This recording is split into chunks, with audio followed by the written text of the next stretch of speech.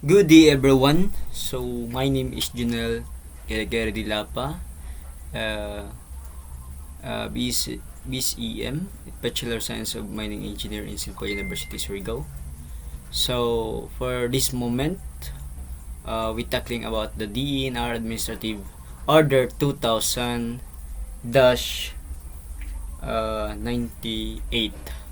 Mine Safety and Health Standard.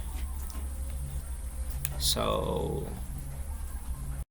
for our objectives, we have this order is promulgates rated for purpose of to promote a cultures of safety and health, to provides for the strict enforcement of safety and health measures, to provides for effective monitoring system, inspection, investigation, and inquiries to improve health and safety, to establish tripartite linkage in promoting safety and health matters. Next is to promote training and human resources development. Next is to comply with the internal law obligation of government relating to mine safety and health. Then for our first slide is section 1, the accident and illnesses. So rule 1, a record shall be kept on all occupational accident and illnesses occurring in a mine in form prescribed by the Bureau. Rule 2, whenever an accident occurs in mining, results of death of seriously physical injury to one person, and employment or his duly authorized respective shall within 24 hours immediately by the quickly means available. Also, to the original director of a duly authorized representative, details report shall be submitted into regional director duly authorized representative within 15 days. Notice knowledge by employees or accident. Then section 1, accident and illness also. Rule 3, when a physical injury result in a dead person injury, the health threatening occurrence, the employers or duly authorized representative must given notice thereof to director or regional director, the duly authorized representative without delay. Rule 5, monthly employees report of accident or sickness including damage to property shall be submitted within 15 days. So it's the same with rule 2. Rule 1, within 15 days after every calendar month of regional director. Next, let's go now to the section 2, the classification of mines and service contractors. Rule 7, for purposes of this order, mine or service contractor shall be classified as follows. Class A, total not less than 150 or 220 employees respectively, those underground or surface mining. Then class B, not more than 150 and 250 employees respectively, not less than 50 and 75 employees, those in underground also, and surface mining service contractors. While in type C, not less than 25 employees or not more than 50 employees respectively, to not more than 50 to 75 employees respectively, those also in underground and surface mining service contractors. And type C, not more than 25 or 50 personnel respectively. Also in underground and mining, mine service and contractors. Let's go now to the section 2, classification of mine service and contractors. Role 8. So class A, mine service contractors have one full-time safety engineers and one full-time safety inspectors. No, the same with the past slides. No, 150 to 250 plus respectively. Role 9. So class B means we have at least one full-time safety engineers and one full-time safety inspectors. Provides shall be additional safety inspectors and safety engineers requires in bureau. Then section 3 is the establishment of safety and health organization. Total a ANR 2000-1998 rules 12. Employer shall be established provides to safety and health office which is dependent from other office under or direct immediately control supervisor manager, who shall be primarily responsible for formulating an effective implementation of companies enforcement rules and regulation, especially in establishment of safety health and organization. Rule 13. Safety and health office shall be headed by duly registered safety engineers for a class D mine. Its safety unit shall be headed by part-time safety engineer. Excuse me. So for rule 14, safety and health practice is employee shall be monitored or regulated by a bureau. Next is a section 4, which is a qualification of safety means. Rule 15. All safety engineers and safety inspectors shall duly register to regional office and respond permit shall be issued in purpose. No? Not only for all safety engineers, it's also required or registered by a regional office correspond permits. Rule 18. Those who have been holding position safety engineers, safety inspectors, also registered approved in regional office during the propagation. Rule 19. Also all safety inspectors, safety engineers renew every 3 years regional office. Let's go now to the section 9, which is safety and health standard. Employees shall be provides who are involving in mine operation with safety and health training shall be equipped in annual safety and health programs. So a new employees have no underground not experience shall be no less than 24 hours of trainings and works undergrounds, and so on and so forth. Also, one of the important is the first aids of safety and aspect of task to which employee will be assigned, and also with same with new employees no less than 24 hours of trainings, and also first aid walks around trainings and safety health aspects, especially of task which employees will assign. And for this, all employees shall receive no less than 8 hours refreshing training, no less frequency in 12 months. And also employees reassigned in new task, or he or she can no previous experience shall given or receive trainings required under E and B. Next, Rule 32 in Section 9, Safety and Health also only.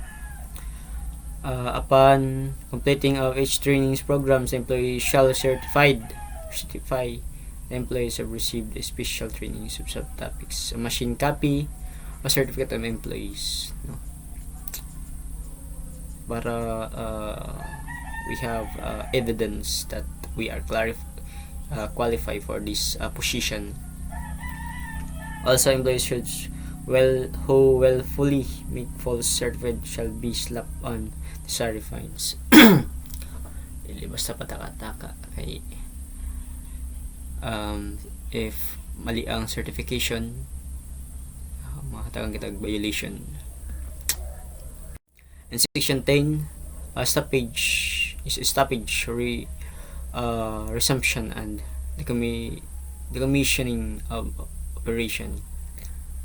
So in case Rule 34, in case of mining operation shall be stopped. No? So the reason for planning duration of stoppage, where they are closure or in totals of access to underground and open pit working in the maintain. So Rule 35, the manager shall notify the regional director, so which contains adequate information of demonstration that basic, no? Dapat na good information, not basta-basta na mga information have been maintained or restored. Details to substantial change made by a mine or mining operators the mine. Section 11, which exploration operation. Rule 37, no employee shall be permitted to work by operation explore activity. Proper orientation. First, if we if we apply in the mining site, we need to we called undergo with orientation or 3 days orientation. Rule 38, employees shall be assessed of employees' comprehension manners. Yes, it's very important. Annual involving aspect of exploration work. Rule 39, employees shall be ensured that assigned exploration work is provided sustainable vehicles, first aid, and yes, as in example in a mine operation, we have to provide vehicles for our employer, first aids and equipments. Rule 40, employees shall be adequate trainings and safety procedures on helicopters and fixed aircraft and these works. Section 12, which is drilling. So Rule 46, drilling operation, inspect all drills and accessories tools needs. So before the drilling operation, we need to inspect if our drilling machine is totally functions or good. For Rule 47, shall be the chock heads, water shall string another permits connection properly tightened. Also, like in the Rule 46 said that we need to check up our drill or drilling machine for our safety before we start the drill. Rule 48, drilling operation shall be sufficient warned before start of drilling engines and apprentice drilling. Yes, it's one of the important. If one of your people operating drill and someone who near in drill does not belong to warn the people, it's may cause accident. So we need to have shall give sufficient warning before start drilling engine. So section 13, general provision, underground mining rules. Rule 58, underground mine shall be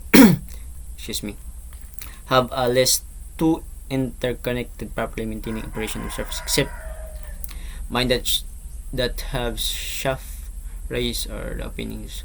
We know that in the underground we have a shaft raise and opening process. Shaft raises, crosscut, rift, tunnels and exploration, but not extracted under such condition. So Rule 59, an effective auxiliary lighting shall be provided at the place underground can be accessed ground condition in this greater effective cap lamp. Yes. We need to provide light for underground mining for access a ground condition distance greater effective range of a cap lamp. Rule 61, the manager shall never allow the storage of flammable liquids or materials with 50 meters radius and the entrance underground. So section 14, which protection against water. So rule 65, so no mining which open shall be driven at cost of driving reverse accumulation standings. So for example, in surface mining, we have a pollution against water. So and these rules, they are worries to understand what would we do for the protection against water. So section 15, the subsidence laws and running ground supports. It's all in underground mining rules.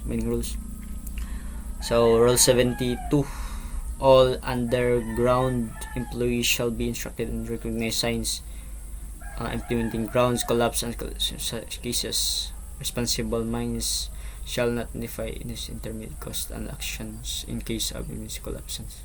So in underground minings, the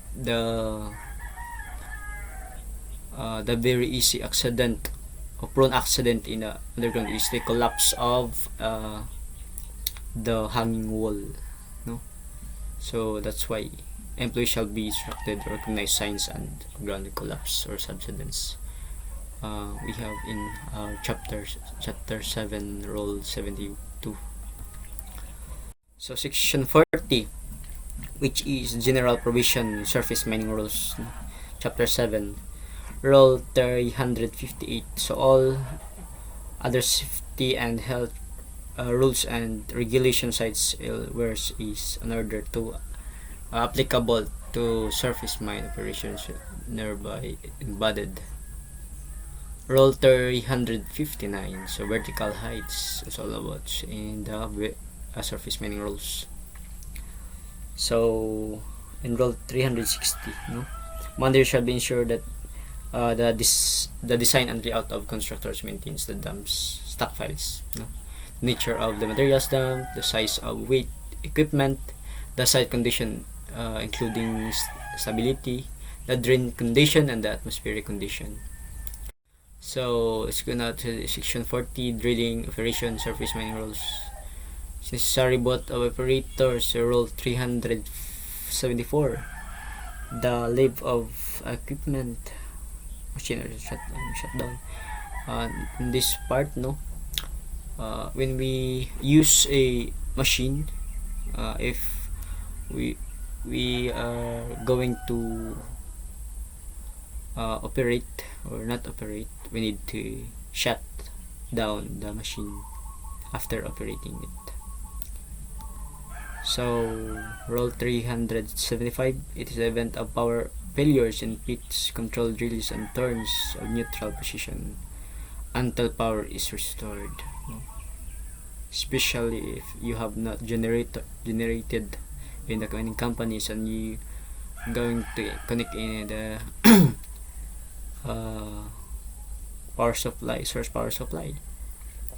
If we have a power failures in the pit, the machine will be in neutral position until the power restores, to avoid accidents or to avoid safety of our employees. Rule 376, which drilling nears the crest of bank and the drill shall be oriented at right angle and not parallel to the bank. Yes, of course, it's in the right angle, not in parallel while you're drilling, especially near a crest or a bank. Rule 376, authorized person shall not permit to stay or platform drill in motion. Rule 378, electrical power cables, excuse me, requires or repairs shall not done by authorized electrician only. Basig pag adto sa minahan ikaw ray mag dadyaw ay buto jud delikado. Next is section 47, which is the heavy equipment operation.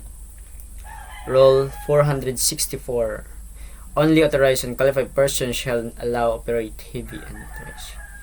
Yes, in these rules, no, it's very important, especially you are an alcoholic person and not properly oriented, having no license, you are not allowed to operate the heavy equipments, no.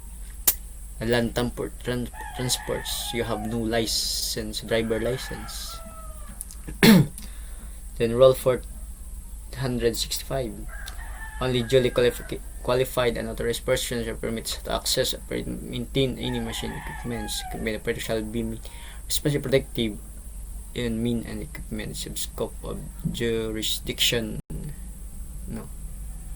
Yes, only authorized person have permitted to operate and maintain machine equipment. So let's go now to the section 48, which is offshore mining. So rule 500 says that 572, all requirements or regulations expose that maritime industry authorized marina and shall be applied. The rule 576, vessels shall be equipped of lifesavers jackets and boats. No? Then rule 575, adequate and sustainable fighters equipment shall be available. No? It's very prone to mining, especially in the surface and underground. We need to have install firefighter equipments. If we have not like providing it, we have to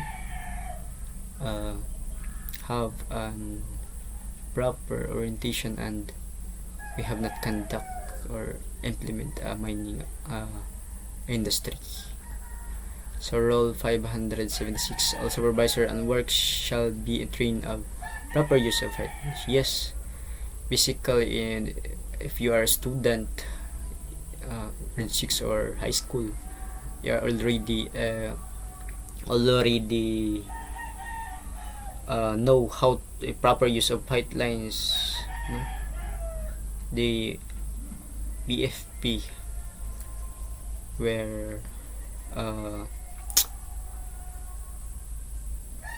want you to know how to to use a firefighter equipments. So especially in mine operation, not just only employers low like that low position, but all supervisors or mine engineers will supposed to be use or know how to use a firefighters.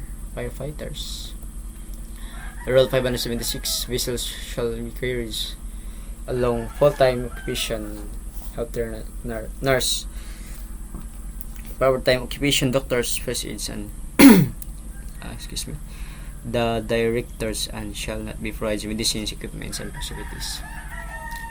So section 49, prepares on the emergency response and preparedness and programs. Rule 637, the employees should ensure preparation in emergency response during. Yes, in mining industry, especially in underground, we need to locate our personal and protective equipments or emergency response programs or emergency equipments near or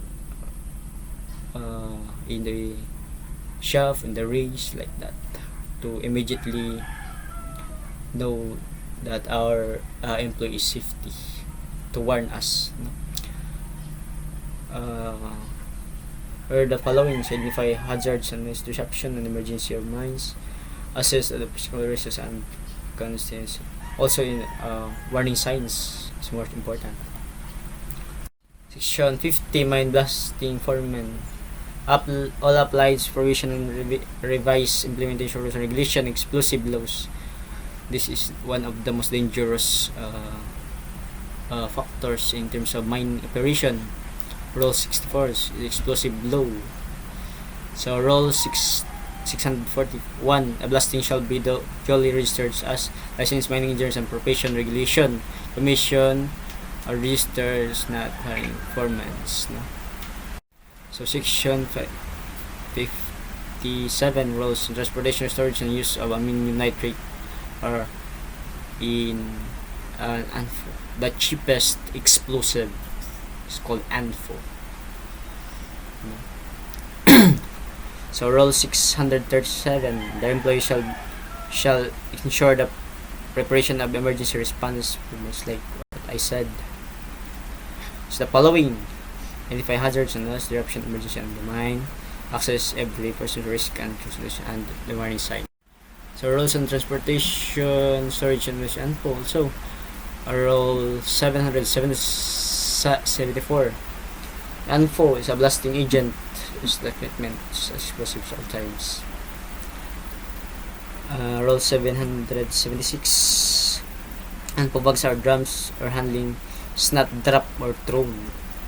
Lisod sa yun malabog ay dekadyo ng kalabera. It is dangerous explosives, no? So Rule 777, smoking or open flame shall not be allowed in handling ANFO. Rule 778, good ventilation shall require which use ANFO as a blasting agent in the underground, especially when the hard rock or the location of the ore is, or the coal is very hard, so we need to have a blasting or drilling. So Rule 779, adequate safeguard against nitrogen oxides. So we all know that nitrogen dioxide is one of the laughing gas, dangerous gas inside. We are in explosion. So Section 63, which is the personal protective equipment. So Rule 849, adequate personal protective equipment provides all employees. So Rule 850, personal workers and operators required to wear, no? Like what I said, PPE is the first in as a employees, not only a lower position, but all of the employees inside the mining operation have PPE. So we are not able to work in a mine or underground or surface or offshore if we have not wearing PPE. So Rule 859, person going underground shall be required to wear mask, lamp. So especially in these roles, no, especially in underground mines, no, we need to wear a headlamp or cup lamp to show your co-employers and the condition of the bottom of the shaft inside the mine area. Excuse me. So Section 68, electrical and mechanical rules. So Rule 979 for the electrical installations and specified, and Rule 980 for the mechanical installation and latest provisions of goods. It may be code in Philippine Electrical Code or Philippine Mechanical Engineering. So Rule 981, operating and maintenance mechanical and electrical equipments. No? So Rule 982, necessary inspection test. Yes, it's very important that the mechanical and electrical machines shall be tested and compiled to keep from prescribed by a bureau. Section 76, which is storage for coal. Coal stockpile shall be built on open and clean, then underground for the source. Then Rule 1144 foreign matter shall woods, stones, metals of combustible materials are kept away from the stockpiles. Rules 1145 rules monitoring and temperature stockpiles. So you need to monitor in 4 meters apart as given point. Excuse me. So in section 88, which is the final provisions. So in Rule 1208, any employees who violated and the provision of this order or commit unsafe act, cause condition of will endanger himself, other person, and the company's property shall be initiated of his employees upon recommendation of director or regional directors of subject to disciplinary action. In case of refusal by the employees, the director shall act and matter accordingly. So Rule 1209, employees will be who violates any provision of this order shall subject response penalties prescribed hereunder pursuant to section 109 and 110 of RE 7942, the Philippine Mining Act. So that's would be all. Thank you for listening. God bless us all.